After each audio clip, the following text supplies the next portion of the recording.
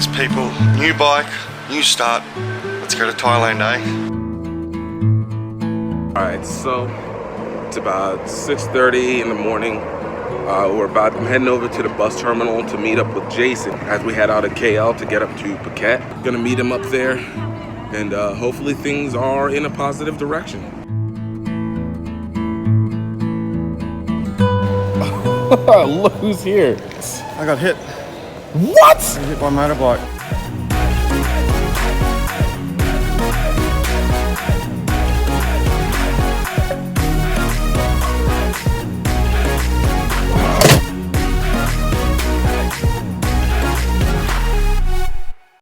Well, it happened. I got Thailanded by a motorbike. Hit me in the back and then just took off. He must have come just up this way. Probably can't see the cones. The light's slightly covered by the bags. He might have some excuse, but Jesus, it's enough light here. You can see me. I'm not hard to see. Are you okay? Why? I mean, I guess the bike is okay. Everything else seemed to be intact, but then I got pretty shooken up. And the guy, of course, he just jumped on his bike and took off. He just wow. He stopped. He looked around, looked at his own bike, and off he went. What is happening? Yo, that's wild. That's wild. Always an adventure in Asia, huh? We realised in the very earliest stages of planning this event that due to a lack of time and money, we were going to have to take some non-cycling shortcuts. The Kuala Lumpur to Hat Yai, Thailand bus trip was one such occasion. To be honest, I hated this. All I wanted to do was grab my two wheels and hit the open road. But so far on this campaign, I was denied each and every time. Was I ever going to hit my stride? One of the things that we were trying to do, obviously, as part of this was to be able to fundraise. As we were doing this trip, I made the decision, hey, let's put little clip stories of what we have going on along the way.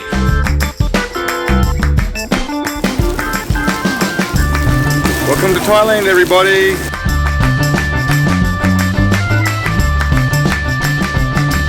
Right now I'm inside a tuk-tuk, you know, we get to start our adventure from the bottom of Thailand.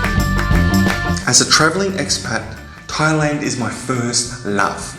I lived in Chiang Mai, the north of Thailand, for 4 years. And every day since I left, I miss its culture, its people, and its food. That's why, when I return, I love to sneak into my favourite shop to grab some Thai delicacies. Southern Thailand is actually home to a terrorist group, an active terrorist group that blows things up. Okay. So I thought now would be the time to tell you that. I mean, that's always fun. The warning on the terrorist warning list says, please do not use any overt signs of Westernism, like your hair. So I just thought I'd let you know once we got here. Well, it's worth it for these sausages. It really is worth it for these sausages. If you get blown up tomorrow in a car bomb, at least I know I had some bloody good sausages.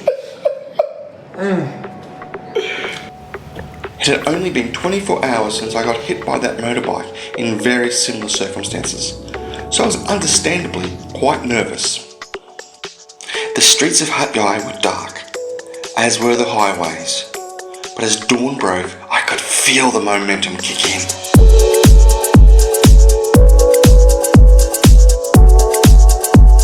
So I stopped for breakfast, pulled out my phone, looked down at Google Earth, and was filled with surprise and elation. I've just knocked over 50 kilometers in one shot, something I've been desperate to do. Yes! Yes!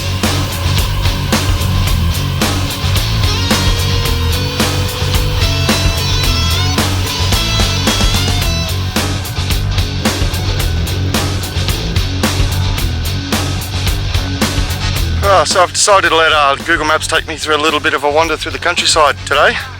Out through some of the quieter roads and the villages, and I mean, I love it. I guess you can say I finally hit my stride. Alright, time to head off to the next location. Gonna take the tuk-tuk off to Trang next. I'm about 35 kilometers outside of Trang. The last hurdle is just rain, torrential rain coming down really hard, and it's really hard to know just how far to push it in the rain, but it gets to a point where it's like this, where you just can't keep going on any further, and you're just better off taking time out. What is interesting is this place. It looks like someone had a grand vision of putting up some kind of a Rastafarian hippie bar, and something went wrong somewhere. But I simply could not stay there all day. I had to push through the elements all the way to the top of the range, which was freezing. The weather cleared as I descended down the range, and arriving to Trang, I celebrated my best day's ride yet. But 150 kilometers meant that I was still on the road for 12 hours, and that didn't give me much time to charge my equipment, hand wash my clothes, tune my bike, and then to go out with Gift and eat. Here at dinner you can see Gift being, Gift. Coming to take a picture with us? Just say hi to my people out there. Thank you very much. Wow, look at me. I'm stuffed. And yet, I was so excited at the prospects of tomorrow's ride. Our next stop after Trang was Krabi. And I have to say, it was so gorgeous just being able to drive by it. Google Maps once again gave me the option of taking a bit of a back route to get to the hotel here in Krabi, and to tell you the truth, I couldn't take it quick enough. Just look at this place, this is magnificent. The digs here, the room here is unreal, take a look. This is easily first or second class accommodation, 25 Australian bucks. So we're gonna head down to the beach. It's supposed to be like a 15-minute walk, 10-15-minute walk, so should be fun. I didn't bring any headphones, so I'm just gonna enjoy the sound of the area.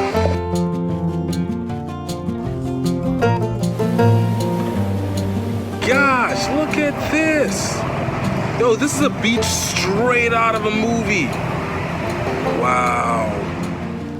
I don't think I've been in the Pacific Ocean. Have I ever been in the Pacific Ocean? I don't even know if I've ever been in the Pacific Ocean.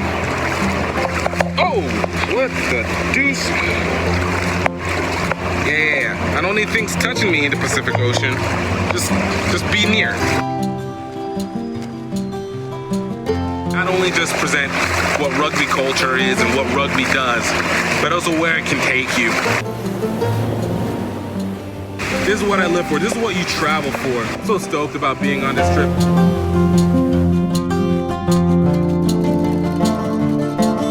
Time for the bike to go on a boat ride with us. Phuket, are you ready to go, boy? Are you ready to go? Are you ready to go? She's ready to go.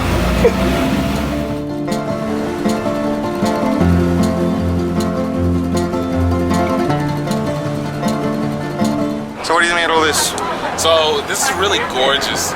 This is the stuff that you see whenever you watch Dragon Ball Z and you watch them kick each other into the mountains and you're like, oh, mountains like this don't really exist. And now I kind of can see Goku fighting like Vegeta or Gift? Yes. What the hell are you talking about? Anime people understand what I'm talking about. Anime people. Yeah, both of them.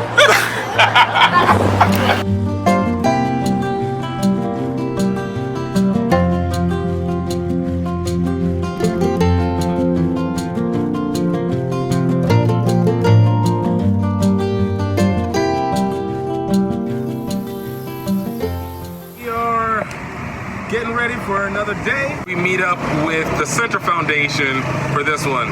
What should we expect from Center Foundation? We expect them to be called by their proper name, the Asia Center Foundation. That would probably help. Raylene is the lady who runs it, and she's doing a great job. She gets a lot of help from the rugby community here in Thailand. I think I thought Raylene was Anne-Marie over with the Tanglins. Not Anne-Marie. Well, not only is she not Anne-Marie, but she's not Raylene. She's Rolene from the Asia Center. Next thing you know, you'll be calling Thailand Myanmar or something. I really love Venezuela. I think it's great. I mean, come on. How doesn't anyone about being in Taiwan right Phuket is one of Asia's most popular tourist hubs. And as with most tourist hubs, it has a very poor underbelly. How to deal with that underbelly? Well, that's what we were here to explore today. The first time I met the Asia Centre Foundation was at the Phuket International Rugby Tens. Now, of all the tournaments I've covered in Asia, the Phuket Tens is definitely one of the most social. It was while I was standing there amongst the usual array of sweaty, ugly rugby players that suddenly emerged these beautiful kids dressed in traditional Thai outfits. Amongst them was the leader of the Asia Centre Foundation, Roy. Now, it must be said that this seems, on the surface of it, to be a very strange combination. The truth is that the Asia Centre Foundation and the Phuket rugby community have a long and rich history together. It started for the Asia Centre Foundation in the year 2000, when Roy first discovered that poverty underbelly that we've been talking about. The municipality asked us to teach English to street vendors, and the first evening there were 5 adults, and the second evening suddenly there were so many children, and I basically went and investigated where they came from, and that's how I just ran into a big slum area in the middle of all the hotels there. And I thought that if we could make a little school in there, we could provide some program for the kids during the day, and safety and a meal, basic education. 2004, Patrick Cotter was the chairman of the Phuket Vagabonds Rugby Club, came to me and said, could I help with a 15-year-old boy that needed an ID card? And I said, yes, sure, we can try and see what we can do. And then he invited me to come and sell raffle tickets at the Phuket tent. It was the first time for us to attend. It's interesting to note how this combination came together in 2004. Pat, Roy Lean, Asia Centre Foundation, and Phuket Rugby. It was almost as if it was preordained in preparation for the tragedy that was to come on Boxing Day later that same year.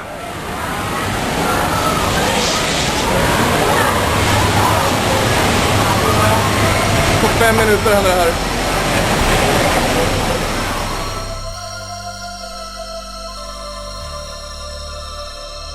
I had only one small project running at the time in the slum, and we wondered how are we going to help, because it was just chaos. So we went to Khao Lak and we interviewed families living in tented areas in the forest, and we saw the need for basic necessities like clothes and toys and to distract them a bit from the trauma. We decided then that we could only help by doing a scholarship program. So obviously the scholarship program was designed to hook up these children who were victims of the tsunami with long-term financial supporters. But who would these supporters be? Enter the Phuket Rugby Tens. In 2005, teams from all over actually came to attend the event. The rugby teams all get allocated a child. They donate 10,000 baht per year to support one child. I think initially 144 students benefited from that. So we could give uniforms, bags, shoes, underwear, whatever they needed initially to get them going again. And we continue that program. Roylene was able to take us to one of the homes of the girls. I've been to places before all my life where everything is very run down, but this was interesting. Like, the setup was almost like we have to make sure to conserve every bit of space. There's no mother around. They separated when the kids were young, and actually Picnic into One came into our preschool way back.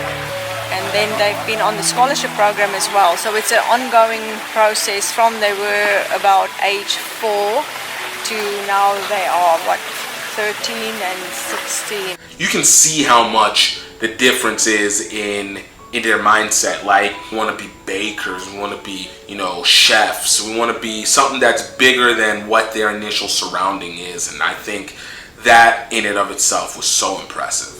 But it's not just the scholarship program that has grown over the years. It's also the school itself. From its very humble beginnings in the slums in the year 2000, it has become this. We were donated some land after the tsunami. A British donor came forward and said, my wife was working as a childcare worker. She passed away in the tsunami and I would like to do something back for Thailand. He asked me to look for 3 pieces of land and this particular place is what he chose. In 2017 we actually started to build. I like it. Yeah. The whole ACF experience was really dope for me. It was super surreal.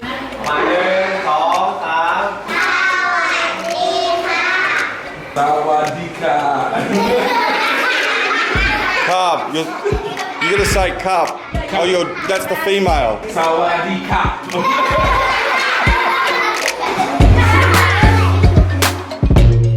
It was almost like this combination of seeing something that was super dope, super amazing, come together with something that is purposeful. I don't even typically like dealing with people under the age of 21.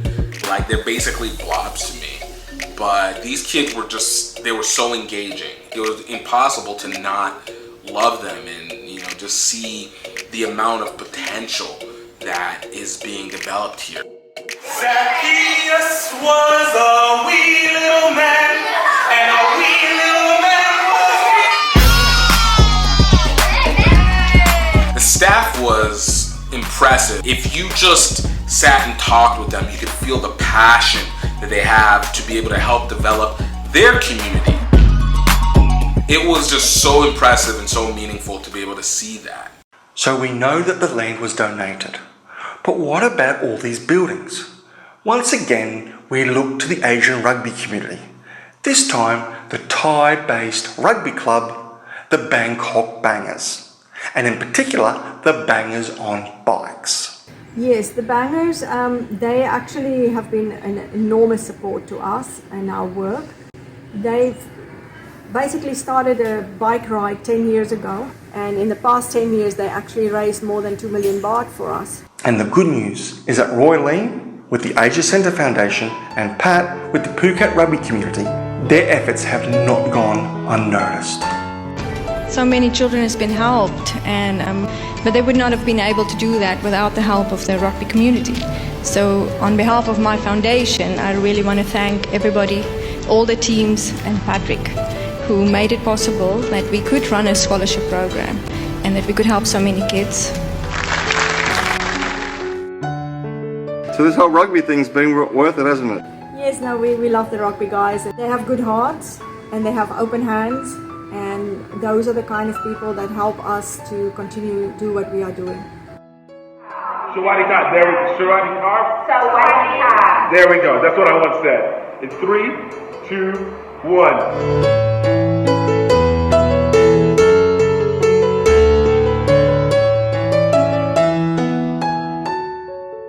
Who's going to win the Rugby World Cup this year? Oh, you cannot do that to me. Who's going to win the Rugby World Cup? I know you want me to say Australia. I'll say whatever you want. Well, South Africa, of course. That was what I was expecting.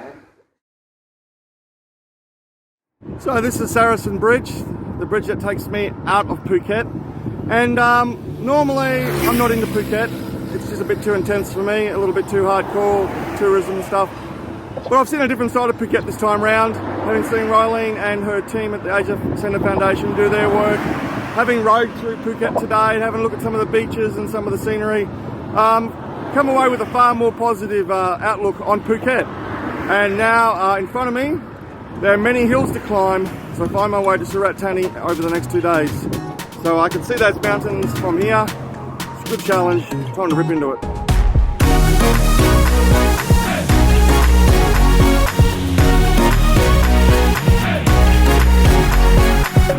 Our first injury. This is my bitch! He just left me here. And I gotta say, Bangkok definitely is a weakness.